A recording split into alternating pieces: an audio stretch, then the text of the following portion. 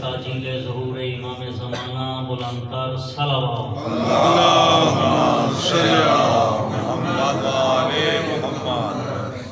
اعوذ باللہ السمیع العلیم من الشیطان اللعین الرجیم بسم اللہ الرحمن الرحیم الحمد للہ رب العالمین الصلاۃ والسلام علی سید الانبیاء والمرسلین وآلہ الطیبین الطاہرین المعصومین الغر المیامین والجنۃ للمواحدین والنار للمعاندین اما بعد فقد قال اللہ تبارک و تعالی فی کتابہ الحمید وقولہ الحق وأصدق الصادقین بسم اللہ الرحمن الرحیم کل نفس ذائقۃ الموت صلوات پڑھیے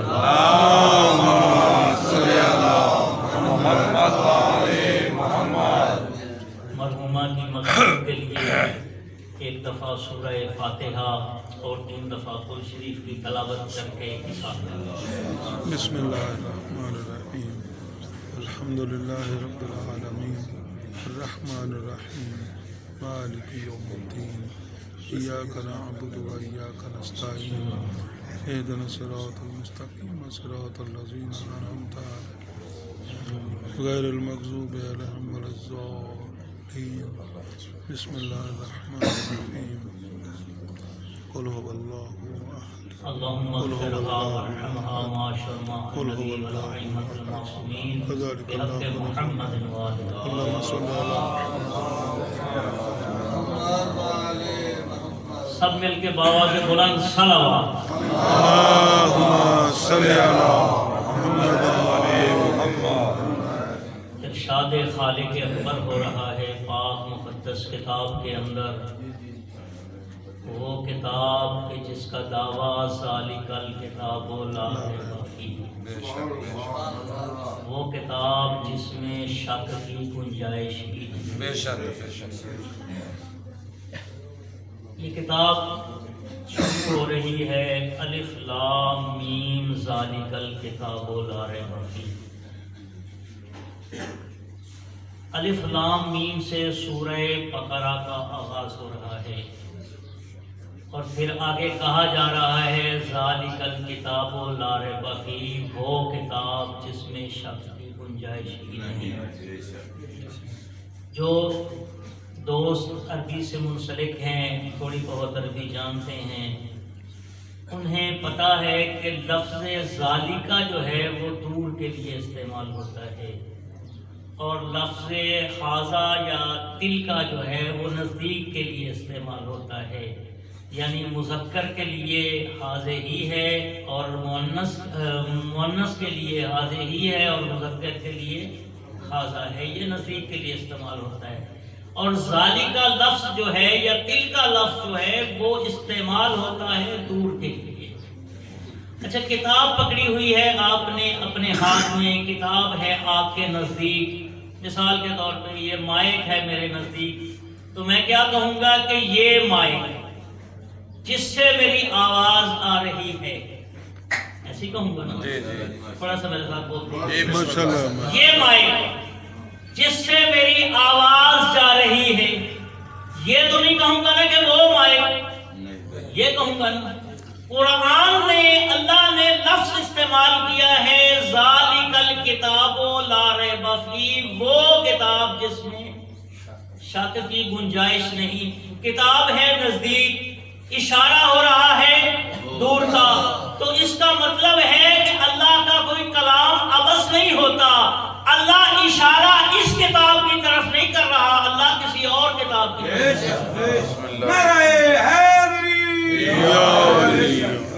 کیونکہ آج جمعہ ہے اور مختصر سے ٹائم میں 10-15 منٹ میں نے آپ کو زحمت کو تمام کرنا ہے، سب مل کے صلوات پڑھیے گا۔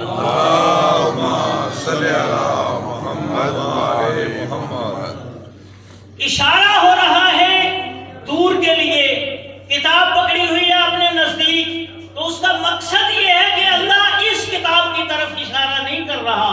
اشارہ اللہ کسی اور کتاب کی طرف کر رہا ہے۔ جب ہم نے پوری کائنات کے مفسرین کو کھنگالا تو کسی نے بھی آج تک الف لام میم کا ترجمہ نہیں بتایا۔ قرآن کا آغاز الف لام میم سے ہو رہا ہے۔ جب بھی کسی کے پاس جاتے ہیں کہتے ہیں کہ یہ خفیہ الفاظ ہیں، ان کا کوئی ترجمہ نہیں ہے۔ تو اللہ نے کوئی کائنات کے اندر کوئی کلام بھیجا ہی نہیں ہے جو عبث ہو، کوئی چیز بھیجی ہی نہیں ہے جس کا ترجمہ نہ ہو، جس کی تفسیر نہ ہو۔ تو پھر الف لام میم کی کیسے تفسیر نہیں ہو سکتی؟ الف لام میم کا کیسے ترجمہ نہیں ہو سکتا؟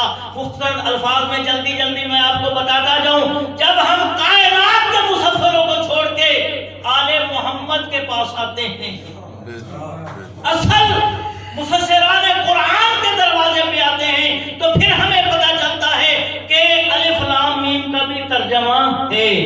بے شک اور کتنا کریم ہے وہ خالق جو اپنے قرآن کو بھی آل محمد کے ذکر سے شروع کر رہا ہے۔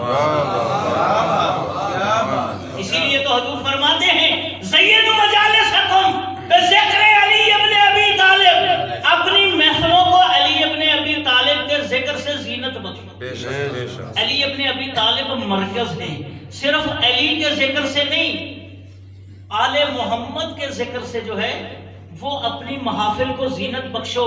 جب رسول اللہ کے حکم سے یہ کہہ رہا ہے تو پھر اللہ کیسے آل محمد کو چھوڑ کے کسی اور کا ذکر کر سکتا ہے؟ تو جب آل محمد کے دروازے پہ آتے ہیں تو پھر ہمیں پتہ چلتا ہے کہ لفظ الف لام میم سے مراد آل ہے اور میم سے مراد محمد ہے۔ اللہ ذکر کر رہا ہے کہ آل محمد وہ کتاب ہے جس میں شک کی گنجائش ہے۔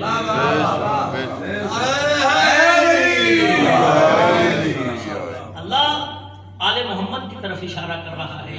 تو پھر جب اللہ یہ کہتا ہے کہ تم آل محمد کے ذکر سے اپنی محفلوں کو زینت بخشو، تو پھر اللہ آل محمد کے ذکر کے بغیر قرآن کو کیسے شروع کر سکتے ہیں؟ صلوات پڑھیے گا سارے کے لیے۔ اللہم صلی علی محمد و علی محمد۔ یہی تو کہا گیا ہے کہ آل محمد وہ کتاب ہے جس میں شک کی گنجائش نہیں۔ ہدی للمتقین، یہ ہدایت کرتے ہیں متقین کو، متقین کے لیے ہدایت ہے۔ امام المتقین، یہ امام ہے متقین کے، بے شک عام کے امام نہیں ہیں، صرف متقین کے امام ہیں۔ اور ہدایت بھی متقیوں کو ہی کرتے ہیں، راستہ بھی متقیوں کو ہی دکھاتے ہیں۔ اس لیے ہمیں متقی بننا ہے، اور متقی بننے کے لیے ہی تو اللہ نے کہا ہے کہ کل نفس ذائقۃ الموت۔ میں نے دیکھنا یہ ہے کہ جس نے موت کا ذائقہ چکھا ہے کیا وہ متقی ہے یا نہیں ہے۔ مرنا تو ہر شخص نے ہے، ہر نفس نے، جو اللہ نے کائنات کے اندر چیز بنائی ہے نا، اس نے موت کا ذائقہ چکھنا ہے۔ جناب امیر المومنین علیہ الصلوۃ والسلام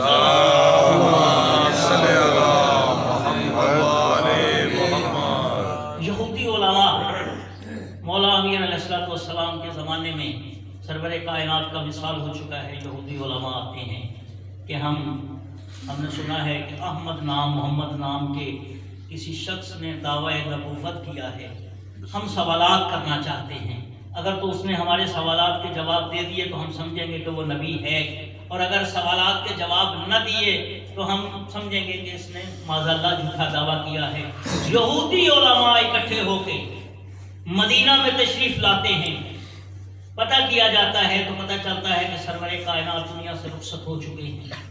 تو آپ دربار میں تشریف لاتے ہیں، آگے کہتے ہیں کہ ہم نے سنا ہے کہ آپ کے نبی نے نبوت کا دعویٰ کیا تھا۔ انہوں نے کہا الحمدللہ آپ ان کے خلیفہ ہیں، انہوں نے کہا جی الحمدللہ ہم مسند نشین ہیں۔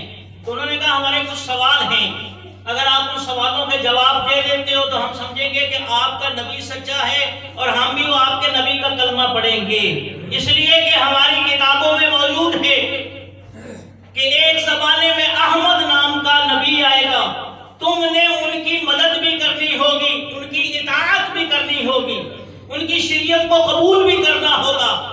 ہم آئے ہیں اس نبی کو ملنے کے لیے، اب چونکہ نبی موجود نہیں ہے تو ہم نے اپنی کتابوں میں پڑھا ہے جو نبی کا وصی ہوتا ہے وہ بھی نبی والے اختیارات رکھتا ہے، نبی نہیں ہوتا لیکن نبی والے اختیار رکھتا ہے۔ انہوں نے کہا جی ہمارے پاس اختیار ہیں۔ میں کہا اگر آپ کے پاس اختیار ہیں تو بتائیے چند سوالات کیے، جن میں ایک سوال یہ تھا کہ کیا آپ کے پاس اختیار ہے کہ آپ مردے کو زندہ کر کے گفتگو کر سکیں؟ تو انہوں نے کہا ہمارے پاس یہ اختیار نہیں ہے، البتہ یہ آپ جو بات کر رہے ہیں یہ غلط ہے، ہمیں یہ اختیار ہے کہ آپ کو دھکے مار کے باہر نکال دیا جائے۔ کیسی باتیں کر رہے ہیں آپ؟ جب ان کو باہر نکالا گیا وہاں پہ ایک صاحب اختیار کھڑا تھا، اس نے کہا آؤ میں اس کے دروازے پہ لے جاؤں جو اختیارات کا مالک ہے۔ دروازے امیر علیہ السلام پہ لے کے آیا، مولا نے اپنی ابا بچھائی، یہودی علماء کو بٹھایا، بٹھانے کے بعد ان سے پوچھا کہ آپ سوال اپنے خود بتائیں گے یا میں بتاتا ہوں؟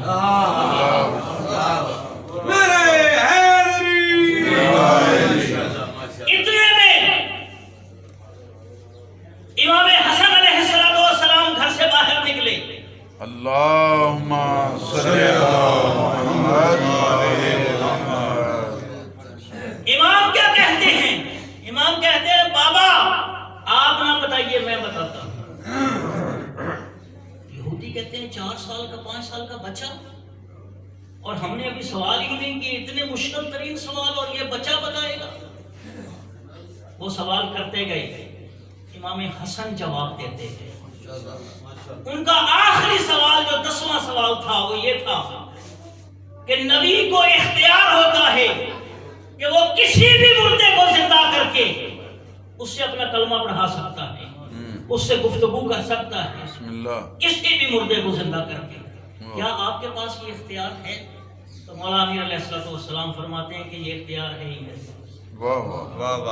اس لیے کہ جب اسرائیل کسی کو مارنے کے لیے آتا ہے مجھ سے اجازت لیتا ہے، اور جب کائنات میں کوئی بچہ پیدا ہوتا ہے مجھ سے اجازت لیتا ہے، اس لیے کہ میں ابو تراب ہوں، مٹی کا مالک میں ہوں۔ انہوں نے کہا آئے چلے، جنت البقیع میں لے گئے۔ یہ جنت البقیع جو قبرستان ہے نا، یہ حضرت آدم علیہ السلام کے دور کا پرانا قبرستان ہے۔ آدم کی اولاد بھی اس کے اندر دفن ہے، بہت سارے انبیاء اس کے اندر دفن ہیں۔ جنت البقیع میں لے گئے۔ اب جنت البقیع میں لے جا کے انہوں نے جو بسیطہ ترین قبر تھی نا، جس کا نشان بھی ختم ہو چکا تھا، کہنے لگے کہ اس مردہ کو زندہ کر کے نا آپ ہمیں اگر دکھا سکتے ہیں تو ہم آپ کا کلمہ پڑھنے کے لیے تیار ہیں، پھر ہم سمجھیں گے کہ آپ کا نبی بھی سچا تھا، آپ بھی سچے۔ بس اتنا سننا تھا کہ مولا کائنات نے اس قبر کو ٹھوکر مار کے کہا قم باذن اللہ، اٹھ اللہ کے حکم سے۔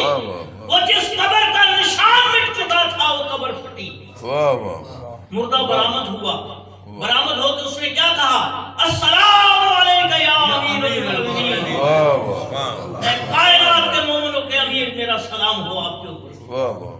یہودی علماء بڑے حیران ہوئے۔ مولا کائنات نے اس سے پوچھا من انت، تو کون ہے؟ اس نے کہا انا الشمعون، میں شمعون ہوں اور میں وسیع نوح نبی اللہ ہوں، اللہ کے نبی نوح کا میں وسیع ہوں۔ امام علیہ السلام نے اس پہ سوال کیا کیف الموت، تم نے موت کو کیسا پایا؟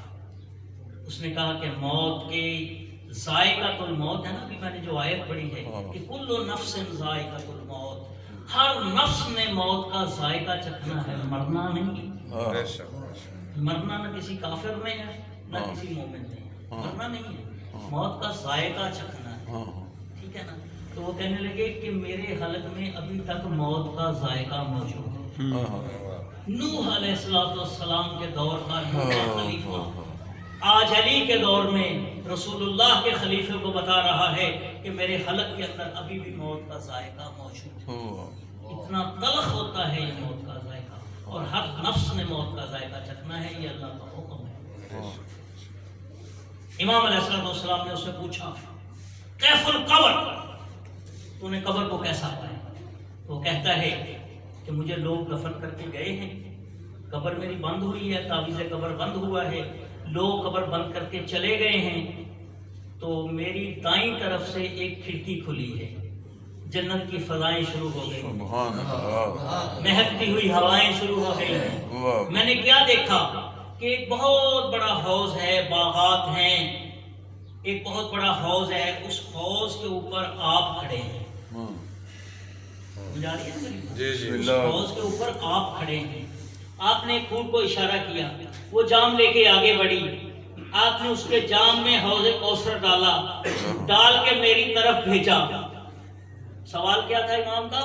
کیا فل قبر، تم نے قبر کو کیسا پایا؟ وہ جام لے کے میری طرف آئی، اس نے مجھے جام پیش کیا. ابھی وہ میں نے جام لبوں پہ لگایا ہی تھا کہ آپ نے کہا قوم باذن اللہ، اٹھ اللہ کے حکم سے. یہ ہے قبر کا منظر. نوح نبی کا خلیفہ کب دفن ہوا؟ 1000 سال گزر گئے. قبر کا وقت کیسے ختم ہوا کہ ابھی دفن کر کے گئے ہیں. آپ نے میرے لیے جام بھیجا، ابھی جام لبوں پہ لگا ہی تھا، ابھی ذائقہ چکھا ہی تھا کہ آپ نے کہا قوم باذن اللہ، اٹھ اللہ کے حکم سے. یہ ہے مومن کی موت، یہ ہے مومن کی موت. پھر مولا سے وہ سوال کر کے کہتا ہے کہ مولا اپنا ہاتھ بڑھائیے. امام نے کہا کیوں؟ اس نے کہا میں آپ کے ہاتھ میں بیعت کرنا چاہتا ہوں. کیوں بیعت کرنا چاہتے ہو؟ اس نے کہا کہ میرے نبی جب دنیا سے جانے لگے تھے، انہوں نے مجھے کہا تھا کہ تم آخری نبی کے وصی کو پائے گا، اور جب تو اس کو وصی کو پانا، ان کے ہاتھ کے اوپر اپنی طرف سے بھی اور میری طرف سے بھی بیعت کرنا. آپ ہاتھ بڑھائیں، میں آپ کے ہاتھ پہ بیعت کرنا چاہتا ہوں. مولا نے ہاتھ بڑھایا، اس نے ہاتھ کے اوپر بیعت کی. تو جب بیعت کر چکا تو مولا نے اس پہ سوال کیا کہ تیرے نبی نے جب تجھے وصیت کی تھی وہ کون سا زمانہ تھا؟ اس نے کہا وہ حضرت نوح علیہ السلام کا زمانہ تھا. تو امام اس سے سوال کر کے پوچھتے ہیں کہ تم اس زمانے سے لے کے اب میرے ہاتھ پہ بیعت کر رہا ہے. اس نے کہا اسی بات سے تو میں بھی پریشان تھا. اس زمانے سے اب تک میں پریشان تھا. کیوں پریشان تھا؟ اس لیے پریشان تھا کہ میرے نبی نے مجھے دنیا سے جاتے ہوئے وصیت کی تھی کہ آخری نبی کے وصی کو پائے گا اور اس کے ہاتھ پہ بیعت کرنا. اب میرا انتظار رہا، میں انتظار کرتا رہا، میں انتظار کرتا رہا. یہ انتظار آج نہیں کیا جا رہا، یہ انتظار آدم کے دور سے کیا جا رہا ہے. قرآن یہ کہہ رہا ہے کہ ہم بھی انتظار کر رہے ہیں، آپ بھی انتظار کرو. اس وقت محمد کا انتظار کیا جا رہا تھا، پھر علی کا انتظار کیا جا رہا ہے، آج علی کے لال کا انتظار کیا جا رہا ہے. یہ انتظار میں رہنا صرف ہمارے لیے نہیں ہے، انتظار اللہ بھی کر رہا ہے. میرے نبی نے مجھے کہا تھا، میں انتظار کرتا رہا حتیٰ کہ میرے موت کا وقت قریب آیا. جب میری موت کا وقت قریب آیا نا تو میں پریشان ہو گیا کہ ابھی تک میری آخری نبی کے وصی کے ساتھ زیارت نہیں ہوئی، میں کیسے ان کی بیعت کروں گا؟ اور میرا نبی نعوذ باللہ جھوٹ نہیں بول سکتا. لیکن آج مجھے یقین ہو گیا ہے کہ میرے نبی کا جو حکم تھا وہ آج پورا ہو کے رہا. میں اپنے نبی کی طرف سے بھی اور اپنی طرف سے بھی بیعت کر رہا ہوں. اس لیے مومنین کرام، چونکہ وقت کی دامن میں گنجائش نہیں ہے، موت جو ہے وہ ایک مسلمہ امر ہے. دیکھیں، ایک موت ہے جس سے ہم بچ نہیں سکتے. ٹھیک ہے، جتنی مرضی کوشش کر لیں، امریکہ چلے جائیں، کینیڈا چلے جائیں، برطانیہ چلے جائیں، جہاں مرضی جا کے بیٹھ جائیں، اپنے علاج کرواتے رہیں، لیکن جس دن موت نے آنا ہے نا، اس دن موت نے آ جانا ہے. اس سے ہم بچ نہیں سکتے اور اس سے ہم بچنے کی کوشش کر رہے ہیں. اور ایک ایسی چیز ہے جس سے ہم بچ سکتے ہیں لیکن بچنے کی کوشش نہیں کرتے، وہ ہے جہنم. جہنم سے ہم بچ سکتے ہیں. آل محمد کے فرامین پہ چلتے ہوئے ہم جہنم سے بچ سکتے ہیں، ہم بچنے کی کوشش نہیں کرتے. حضرت سلیمان پیغمبر کا ایک وزیر تھا، تو ان کے دور میں جناب اسرائیل تشریف آئے تھے اسی کی روح قبض کرنے کے لیے. تو وہ شخص جناب سلیمان پیغمبر سے کہتا ہے کہ مجھے اسرائیل نظر آ رہے ہیں، مجھے کسی ایسی جگہ پہ پہنچا دے جہاں پہ یہ نظر نہ آئے. تو انہوں نے کہا کہاں جانا چاہتا ہے؟ کہتا مجھے مملکت ہند پہنچا دے. اب کہاں فلسطین ہے، کہاں مملکت ہند ہے، ہندوستان جس کو کہتے ہیں. تو نبی اللہ نے اس کو ہندوستان پہنچا دیا. اب اسرائیل کو حکم الہی یہ تھا کہ ہندوستان میں قبض کرنا ہے۔ اب اسرائیل پریشان ہے کہ بندہ فلسطین میں بیٹھا ہوا ہے، حکم ہے ہندوستان میں روح قبض کرنے کا۔ اب جب ٹائم آیا نا روح کے قبض کرنے کا، اسرائیل اس مقام پہ پہنچ گئے جہاں پہ اس بندے کی روح کو قبض کرنا تھا، تو اب پریشان کھڑے ہیں کہ بندہ فلسطین بیٹھا ہے، میں ہندوستان میں ہوں، حکم ہندوستان کے اسی مقام پہ اس کی روح کو قبض کرنے کا ہے کہ اتنے میں وہ شخص جو ہے بدلی سے اترتا ہے۔ جیسی بدلی سے اترتا ہے نا تو آگے جناب اسرائیل کھڑے ہوتے ہیں، وہ اسرائیل کی طرف بڑھتا ہے، بڑھ کے پوچھنا چاہتا ہے کہ یہاں پہ کوئی آبادی ہے جہاں میں چھپ سکوں موت سے۔ تو جیسے ہی آگے بڑھتا ہے نا تو جناب اسرائیل اس کو پہچان لیتے ہیں کہ اسی کے لیے حکم تھا مجھے اس مقام پہ روح قبض کرنے کا۔ تو جناب اسرائیل آسمان کی طرف دیکھ کے کہتے ہیں لا یمکن الفرار من حکومت۔ یہ آپ دعائے کمیل میں یہ جملہ پڑھتے ہیں کہ میرا اللہ تیری حکومت سے کوئی بندہ اختیار کوئی فرار کر کے نہیں جا سکتا، تیری مملکت سے تیری حکومت سے کوئی بندہ فرار اختیار کر کے نہیں جا سکتا۔ امریکہ چلے جاؤ، کینیڈا چلے جاؤ، جہاں مرضی فرار اختیار کر جاؤ، لیکن موت نے آنا ہے، موت سے ہم بچ نہیں سکتے۔ اس لیے ہمیں موت کے لیے ہی تیاری کرنی چاہیے۔ موت اللہ کی نعمات میں سے ایک نعمت ہے، اور ایسی نعمت ہے کہ ائمہ معصومین فرماتے ہیں کہ اگر موت کے بارے میں ہمیں پتہ چل جائے نا تو پھر ہم کیا کریں؟ فتمنا الموت، پھر ہم موت کی تمنا کریں۔ اس لیے ہمیں اس نعمت کا پتہ ہی نہیں ہے اس کے درپردہ ہے کیا۔ یہ اللہ کی بہت ساری نعمات میں سے نعمت ہے، اور یہ ایسی نعمت ہے جو آل محمد کو بھی آئی۔ عزاداران حسین، چونکہ وقت کے دامن میں گنجائش نہیں ہے، جمعے کا ٹائم ہے، موت آل محمد کو بھی آئی ہے، اور یہ نعمت آل محمد کے ماننے والوں کے لیے باعث رحمت ہے اور نہ ماننے والوں کے لیے باعث زحمت ہے۔ ایک ہوتی ہے شہادت کی موت، ایک ہوتی ہے ہلاکت کی موت۔ شہادت کی موت کیا ہے؟ حضور فرماتے ہیں من مات علی حب آل محمد مات شہید۔ اگر بستر پہ بندہ مر جائے، بیماری کی حالت میں مر جائے، سرور کائنات فرماتے ہیں کہ اگر اس کے دل میں محبت آل محمد موجود ہے تو اس کی موت شہادت کی موت ہے۔ نہ صرف شہادت کی موت ہے، من مات علی حب آل محمد مات تائبا، اس کی موت تو معمولی موت نہیں ہے، اس کی موت توبہ شدہ کی موت ہے۔ جیسے انسان نے توبہ کی ہو، صرف توبہ شدہ کی موت نہیں ہے، توبۃ نصوحا، نصیحت والی موت ہے۔ اس کی موت آنی ہے، آل محمد کو بھی آنی ہے۔ عزاداران حسین، چونکہ یہ ایک مرحومہ کی مجلس ترحیم ہے تو میں چاہتا ہوں کہ مرحومہ کی مجلس ترحیم میں مرحومہ جس کی اولاد میں سے تھیں، جس کی کنیز تھیں، میں اس بی بی کا مصائب پڑھوں تاکہ مرحومہ کی بخشش کا وسیلہ بن جائے۔ عزاداران حسین، جناب زہرا اتنی عظمت کی مالک تھیں، اتنی مقام کی مالک تھیں، یہی علماء نصارہ جب آئے تھے نا حضور کے پاس تو مباحثہ کرتے رہے، کئی دن تک مباحثہ ہوتا رہا، وہ نہ مانے۔ پھر آیت نازل ہوئی کہ ان سے کہو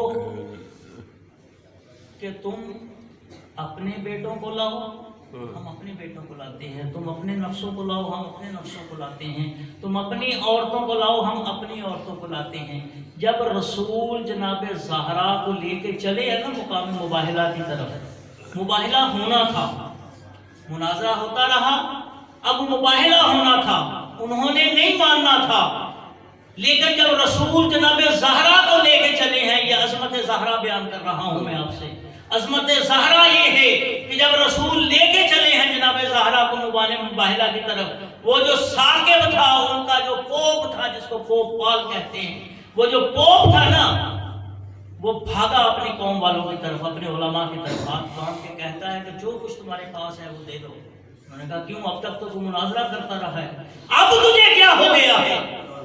اب تو ان کی کیوں ماننے کے لیے تیار ہے؟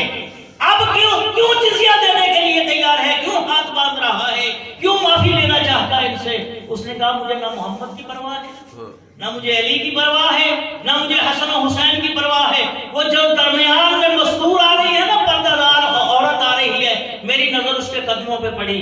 کا قدم اٹھتا تھا زمین استقبال کرتا جس بی بی کا زمین استقبال کرتی تھی. عیسائیوں نے جس بی بی کی عظمت کے صدقے میں نے رسول سے معافی مانگ لی، لیکن اسی رسول کے کلمہ پڑھنے والے زہرا کے دروازے پہ آگ اور لکڑیاں لے کے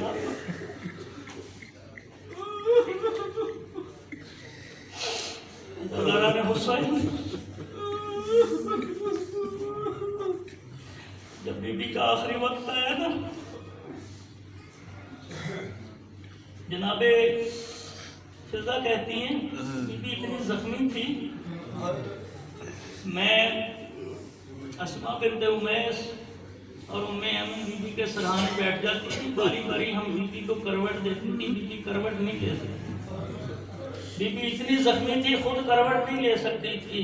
اسماء بنت امیس کہتی ہیں کہ میری باری تھی، میں نے بی بی کو کروٹ دی، ابھی کروٹ ہی دی تھی کہ قامت من فراشہا، بی بی ایک نوجوان کی طرح اپنے بستر سے اٹھی، جال الماء پانی کی طرف آئی، پانی پہ نظر مار کے کہہ دیا اینا این الحسن، اینا این الحسین، اینا اینا زینب و کلثوم، اور میری اولاد کہاں ہو، تمہاری ماں تمہیں آخری مرتبہ غسل دینا چاہتی ہے.